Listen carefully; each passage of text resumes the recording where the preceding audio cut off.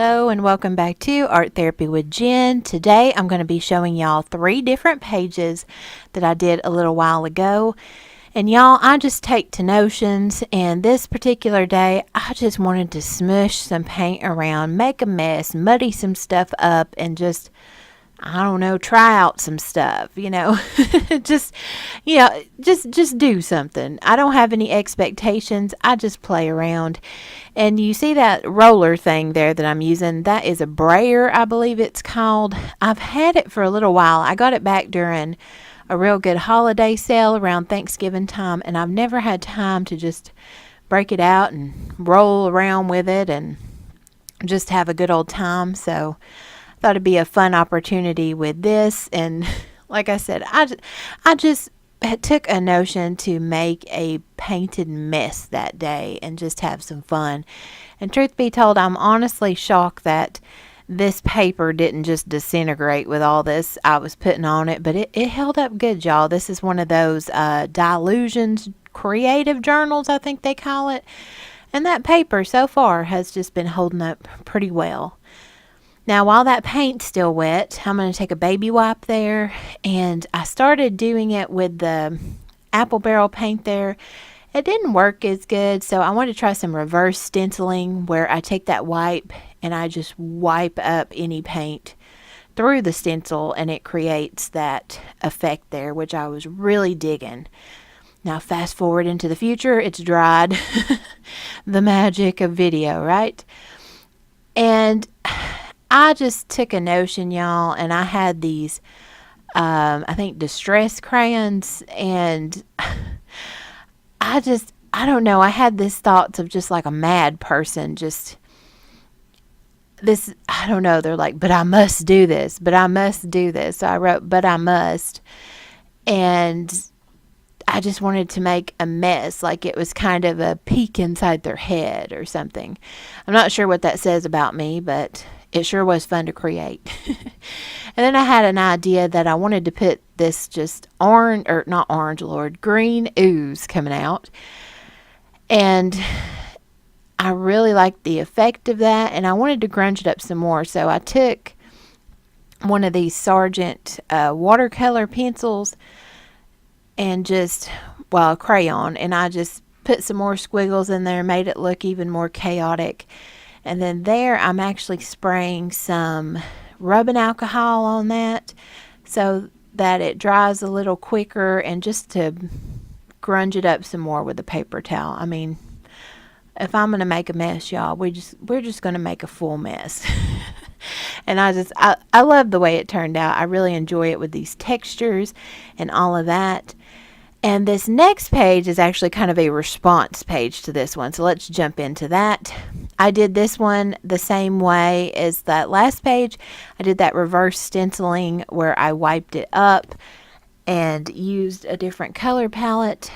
And now I'm just going in with some color pencils and creating some texture and just grunge and mess and all that wonderfulness. I don't know, I was just trying some things out. I had some ideas in my head about how I wanted some things to turn out, and sometimes I don't know how to get there, so I just grab whatever supplies and I just go to town. And there I'm using another distress crayon, which I reckon is like a soft pastel, and I love the effect this gave, especially with that paint being kind of raised where that stenciling had been.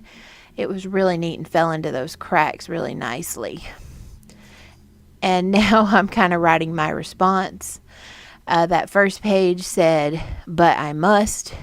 And then this is kind of I guess one would be the devil on the shoulder and one would be the angel on the shoulder.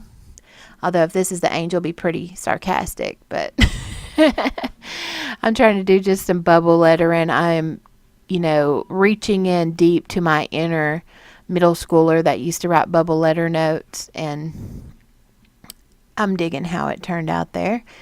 And the response is, but why though? I don't know why, but I enjoy this page so much.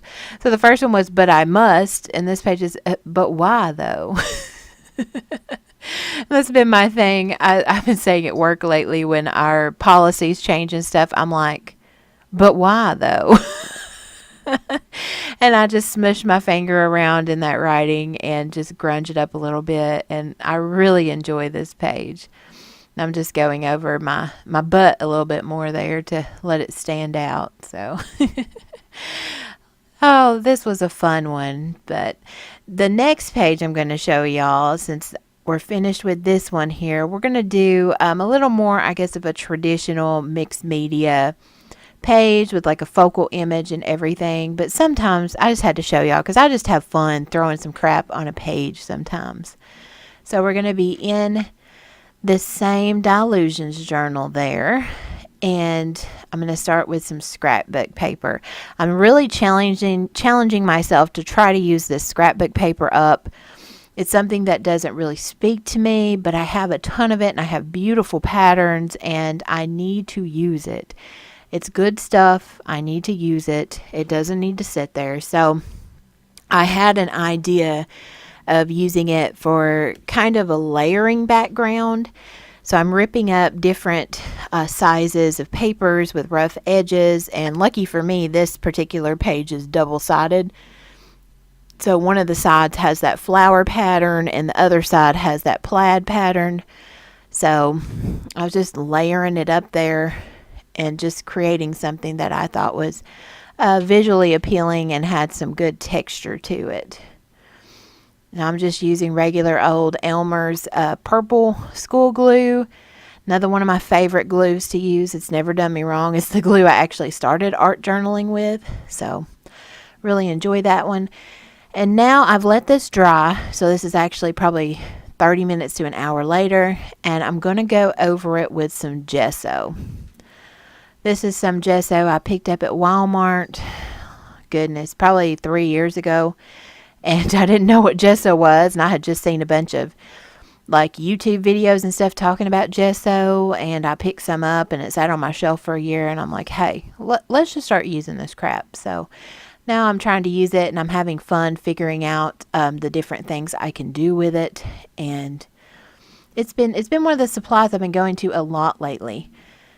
And now I'm going in with a baby wipe and wiping off some of it from the flowers because I want them to shine through more. And again, through the magic of video, it's dry. Okay, now I had an idea where I wanted to, yeah, that watercolor marker was crap, y'all, that you see there, it useless.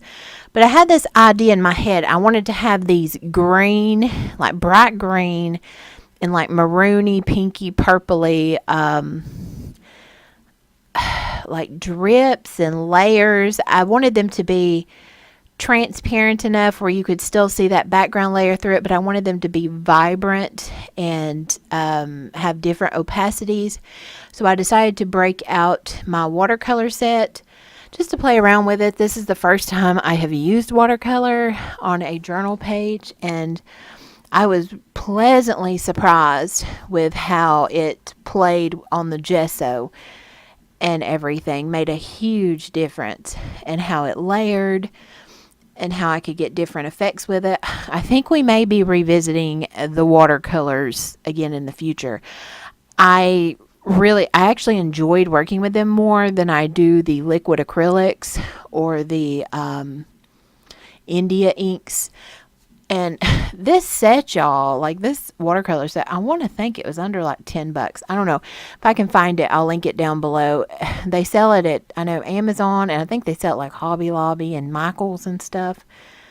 But I was shocked, you know, especially from someone like me who don't know much about watercolors, but it did what I wanted it to do. Like, it's letting me do all those drips there, layering on top of itself, and building up with very little effort. And that is just the brush that came with it. So I was just having a ball with that. And I would just take more water on my brush and load it up on that paint and just let it drip. And it was the exact effect that was in my head. So I was really happy about that. I didn't know how I was going to get that look. So it's kind of neat when you have something in your head and it actually works out. I think that may be the first time for me. Because usually I have something in my head and I get something completely different. So while that finishes drying, I pulled out my box O ephemera. Just little die cuts, little ephemeras, what have you. Things that I find it's really hard for me to use in collage pages, but I like to add to different types of journals that I do, like junk journals. And in this case, just whatever I feel like doing pages. And I picked out a few that I thought might fit, so I'm just holding them all up to the page there to see which one's like, that one fits. Do any of y'all do that? Like, I have to do that. I have to hold them up on the page, and it just tells me yes, no, yes, no, yes, no. I ended up settling on that card there. It says so much to love, and then that lady right there. Also some flowers with her, and then I put a little butterfly on there just to balance it out. I've had these vintage figures there. I want to reckon that they're from Tim Holtz, maybe. I see a ton of people use them, but I've never had a page that I was like, I need to use one of these here, because I don't tend to use vintage type things like that. That's just not what I gravitate toward, but I thought she fit really well on this just page that is just eerie, wonderful, and just drippy and nice. Okay, note here, because I did a bunch of work and I didn't realize the camera turned off. So let me give you a little context here. So that ephemera dried, and I took out a black watercolor crayon and I started outlining it and then softening that outline. And that's where we are here. Sorry about that, guys. Oh, that irritated me so much. So I'm finishing this outline. I'm just using a Sargent black watercolor crayon. And y'all know how I am. I start out with the brush and I just end up using my fingers. So, and that card there says so much to love. And I've added hearts and said, and fear. Y'all know I got to get kind of dark with things. And that Sharpie was just a little bit too stark, so I took a white gel pen and just outlined it. And here I got the brilliant idea that I kind of wanted to just put like a smudge across her face there to make it more eerie, or like somebody was trying to erase her, and I never could quite get it exactly where I wanted it. So I'm just going to be real. I licked my finger and then I rubbed it off her face, and it worked out real well, and I liked how it looked behind her head. It almost kind of looks like planet Saturn or something. Like, I'm digging it. And then I have this cool skull stencil, and I wanted to use it here because now that so much to love little card that I put in fear, it's kind of giving me tombstone vibes, and I'm kind of digging it. So I wanted to add a skull, and I'm just taking some black ink and a makeup sponge from the Dollar Tree because I have a ton from back in my nail polishing days, and I'm just smushing it on there so that it's kind of transparent, but it still shows the image very plainly. And I'm just adding some Sharpie dots because I can. And that is the finished page, y'all. I had a lot of fun just playing around in this journal. So thank y'all so much. Grab you out some supplies. Take a notion to get creative. And I will see y'all in the next one. Bye, guys.